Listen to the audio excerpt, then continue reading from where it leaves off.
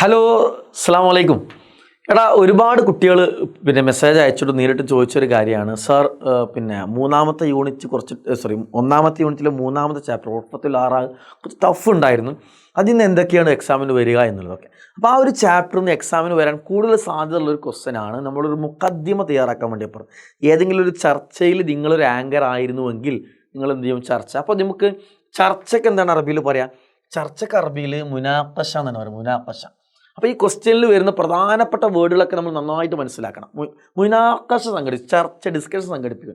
ഇനി മിക്കവാറും ഹൗല അല്ലെങ്കിൽ അൻ എന്നിട്ടുകൊണ്ട് അതിനോട് ചേർന്നിട്ടുണ്ടെങ്കിൽ അതിന് ആ ചർച്ചയുടെ ടോപ്പിക്ക് തരും. ഇവിടെ കൊടുത്ത ടോപ്പിക്ക് ഇംകാനിയത്തുൽ അറബിയ, അറബി ഭാഷയുടെ സാധ്യതകൾ എന്നുള്ളതാണ്. ഓക്കെ. അപ്പോൾ പിന്നെ അതേപോലെ നിങ്ങൾ മനസ്സിലായി മുഖദ്ദിമുൽ ബർനാമിജ് എന്ന് പറയുന്നത് ആങ്കർ ആണ് അല്ലേ? ആങ്കർ എന്ന് പറഞ്ഞാൽ ആരാണ്? ആ പ്രോഗ്രാമിലെ ആങ്കർ എന്ന് പറഞ്ഞാൽ അവതാരകൻ. അത് ആ പ്രോഗ്രാം അവതരിപ്പിക്കുന്ന, എല്ലാവർക്കും ക്ഷണിക്കുന്ന ആൾ ആങ്കർ. ഓക്കെ. അപ്പോൾ അൽ മുഖദ്ദിമ എന്ന് പറഞ്ഞാൽ ആമുഖം അല്ലേ? നമ്മൾ അതിനെന്ത് ചെയ്യണം? ഒരു ആമുഖം തയ്യാറാക്കണം. ഓക്കെ. അപ്പോൾ ഒരു ആമുഖം തയ്യാറാക്കാൻ വേണ്ടി നമുക്ക് തരുന്ന ഹിൻസുകൾ എന്തൊക്കെയാണ്? മുഷാരിക്ക് എന്ന് വരും, അല്ലെങ്കിൽ ആ ലുയൂഫ് എന്നുണ്ടാവും. ലുയൂഫ് അല്ലെങ്കിൽ ലുയൂഫ് അതിഥികൾ, ഗസ്റ്റുകൾക്കാണ് എന്ത് പറയുക? മുഷാരിക്ക് എന്ന് പറഞ്ഞാൽ പങ്കെടുക്കുന്നവർ. എന്നിട്ട് ഇവിടെ ഇങ്ങനെ 1, 2, 3 ആളുകൾ പേര് കൊടുക്കും. ഇവിടെ ചിലപ്പോൾ പേരുണ്ടാവില്ല. അവരിപ്പോൾ ബാഹിസത്ത് ഫിലിം, അറബി ഭാഷയിൽ ഗവേഷണം നടത്തുന്ന ആൾ, ഇങ്ങനെയൊക്കെയാണ് ഇവിടെ ഉണ്ടാവുക. നിങ്ങൾക്ക് വേണമെങ്കിൽ ഇവർക്കൊരു പേര് കൊടുക്കാം അല്ലേ? സൽമാൻ, മുഹമ്മദ്, സാലിം, അക്ബർ, കബീർ, പേര് കൊടുക്കാം. അതിലൊക്കെ ഇത് ഇതേപോലെ തന്നെ എഴുതാം. ഓക്കെ. അപ്പോൾ എങ്ങനെയാണ് ഇങ്ങനെ ചോദിച്ചാൽ ഒരു മുനാഖശ എഴുതേണ്ടതെന്നാണ് സാറ് പറയാൻ പോണത്. നിങ്ങൾ അതിന് നല്ല മുഖദ്ദിമ എന്ന് എന്ത് ചെയ്യുക? നിങ്ങൾ ഹെഡിങ് കൊടുക്കുക. നല്ലൊരു ബോക്സ് നിങ്ങൾ വരയ്ക്കാൻ ശ്രമിക്കുക കേട്ടോ. ബോക്സിലും എഴുതിയ കുറച്ചും ഭംഗി ഉണ്ടാവും. ബോക്സ് വരയ്ക്കുക. ഓക്കെ, ക്ലിയർ ആയല്ലോ?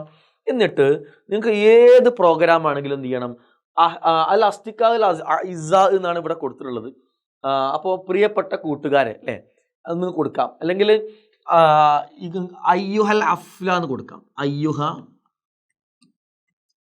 ഹഫ്ൽ എന്ന് പറഞ്ഞാൽ പ്രോഗ്രാം പങ്കെടുക്കുക. അയ്യുഹൽ ഹഫ്ൽ അൽ കരീം, ഈ പ്രോഗ്രാമിൽ പങ്കെടുക്കുന്നവരെ ഇതാകുമ്പോൾ എന്താണെന്നറിയോ? ഇതിപ്പോൾ നിങ്ങളെ സ്കൂളിലോ പുറത്തോ ഏത് പ്രോഗ്രാമിലും പറയാം. ഈ പ്രോഗ്രാമിൽ പങ്കെടുക്കുന്നവരെ ഹഫിൽ എന്നുള്ളതിൻ്റെ എല്ലൊക്കെ കൂടി എല്ലല്ല ലാമ് മനസ്സിലാതെ കൊലത്തുകായോ അല്ലേ? അയ്യുൽ ഹഫ്ലു അൽ കരീം, പ്രോഗ്രാമിൽ പങ്കെടുക്കുന്നവരെന്നതിൻ്റെ അർത്ഥം. ഓക്കെ, അത് കൊടുക്കാം. എന്നിട്ട് നമ്മൾ എന്ത് ചെയ്യുന്നു? നിങ്ങൾക്ക് ഇതേ വാക്ക് തന്നെ യൂസ് ചെയ്യട്ടോ. അതിൽ ഞാൻ പറഞ്ഞ സ്ഥലത്ത് മാത്രങ്ങൾ മാറ്റിയാൽ മതി. ഈ സെയിം സാധനം എഴുതി നിങ്ങൾക്ക് എന്ത് ഏത് വിഷയത്തിലും മുഖദ്ദിമ ചൊല്ലി ഈ സെയിം സാധനം എഴുതിയാൽ മതി. അഹ്ലൻ ബിക്കും ഇലാ മുനാഖശ, ഈ ചർച്ചയിലേക്ക് നിങ്ങൾ സ്വാഗതം. ഹൗല ആസ്പദമാക്കി. ഇവിടെ നിങ്ങൾ എന്ത് ചെയ്യണം? ഇവിടെയാണ് നിങ്ങളെ ക്വസ്റ്റ്യനിൽ കൊടുത്ത ടോപ്പിക് എഴുതുന്നുണ്ട്. ടോപ്പിക് കിട്ടാൻ നിങ്ങൾ എന്ത് ചെയ്യണം? ക്വസ്റ്റ്യൻ നന്നായിട്ട് വായിക്കാൻ പറഞ്ഞ ഇവിടെ ഹൗല അല്ലെങ്കിൽ അന്ന് കൊടുത്തുകൊണ്ട് അതിനോട് ചേർന്ന് വരുന്ന ഫസ്റ്റ് സെൻറ്റൻസ് ആയിരിക്കും എന്ത്? ലാസ്റ്റ് സെൻറ്റൻസ് അതിൽ വരുന്ന സംഭവമായിരിക്കും ടോപ്പിക്.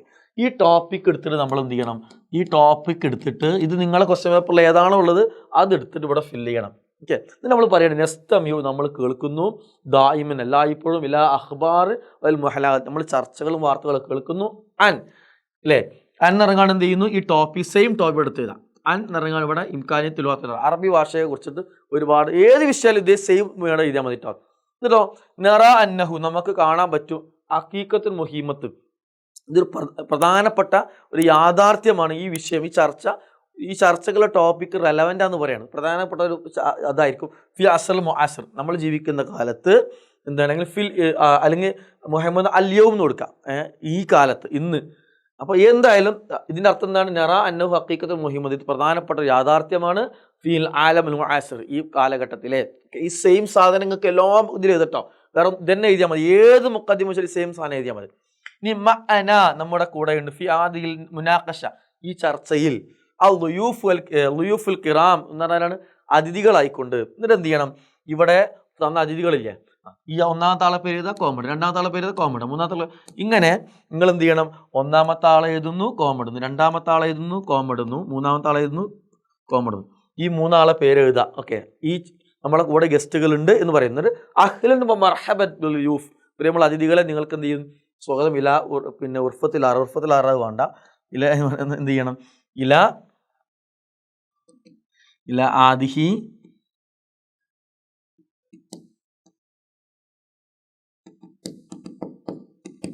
കേട്ടോ. ഓക്കെ. അപ്പോൾ ഇലാ ആദിൽ മുനാഖഷ, ഈ ചർച്ചയിലേക്ക് നിങ്ങൾക്ക് എല്ലാവർക്കും സ്വാഗതം എന്ന് പറഞ്ഞ് ഇത്ര സിമ്പിളായിട്ട് ഈ ഒരു സാധനം പഠിച്ചു വെച്ചാൽ നിങ്ങൾക്ക് ഏത് മുഖദ്യമ തയ്യാറാക്കാൻ വേണ്ടി വന്നാലും നിങ്ങൾക്ക് എന്ത് ചെയ്യാൻ പറ്റും? മുഖദ്യമ തയ്യാറാക്കുക. അതിൽ ആകെ എന്താ മാറ്റം വരുത്തുന്നുള്ളൂ?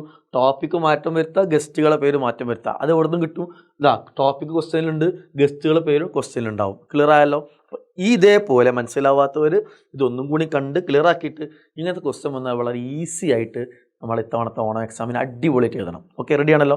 നിങ്ങൾക്ക് മനസ്സിലായില്ല എന്നുള്ളത് ഈ വീഡിയോൻ്റെ കമൻറ്റ് ബോക്സിൽ നിങ്ങൾ എന്ത് ചെയ്യുക? ഈ വീഡിയോനെ കുറിച്ചുള്ള ഡീറ്റെയിൽസ് നിങ്ങൾ കമൻറ്റ് ബോക്സിൽ നിങ്ങളുടെ അഭിപ്രായങ്ങൾ കമൻറ്റായിട്ട് പോസ്റ്റ് ചെയ്യാം. Okay, all the best. അസ്സലാമു അലൈക്കും.